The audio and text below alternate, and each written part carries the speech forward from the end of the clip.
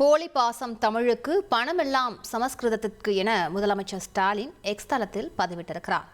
விவரங்களை செய்தியாளர் பாஸ்கரிடம் கேட்கலாம். பாஸ்கர், இந்த எக்ஸ் தள பதிவின் பின்னணி காரணங்கள் என்ன?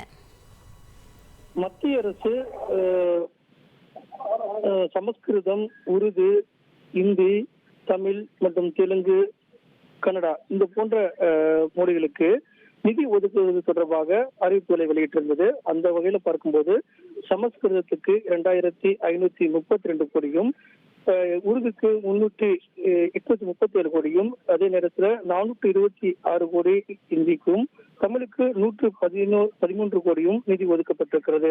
இதன் காரணமாகத்தான் இந்த நிதி ஒதுக்குவதில் அதிக அளவுக்கு முரண் இருப்பதாகவும், தமிழுக்கு குறைவான நிதி ஒதுக்கப்படுகிறது, சமஸ்கிருதத்துக்கு அதிக நிதி ஒதுக்கப்படுகிறது. இதையெல்லாம் சுட்டிக்காட்டிதான் போலி பாசம் தமிழுக்கு பணமெல்லாம் சமஸ்கிருதத்துக்கு என்ற அடிப்படையில தான் மத்திய அரசு செயல்படுகிறது. அதன் அடிப்படையிலேயே ஒவ்வொரு மொழிக்கும் ஒதுக்கப்படக்கூடிய நிதி என்பது அதிகமாக மத்திய அரசு சமஸ்கிருதம், உருது, ஹிந்தி போன்ற மொழிகளுக்கு அதிக நிதி ஒதுக்கப்படுகிறது. தமிழ் போன்ற செம்மொழி வாய்ந்த தமிழுக்கு நிதி ஒதுக்குவதில் பாரபட்சம் காட்டப்படுகிறது என்பதையெல்லாம் சுட்டிக்காட்டிதான் தமிழக முதலமைச்சர் இந்த பதிவை எக்ஸ் வலைதளத்தில் குறிப்பிட்டிருக்கிறார்.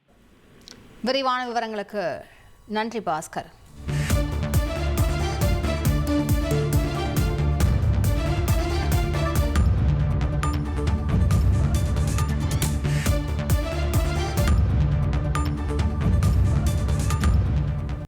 ஃப்ரெண்ட் ஆக்கிக்கோங்க. 2.5 கோடிக்கும் அதிகமான தந்தி டிவியின் சப்ஸ்கிரைபர்ஸ் அண்ட் ஃபாலோவர்ஸ் குடும்பத்துல நீங்களும் இணையுங்க.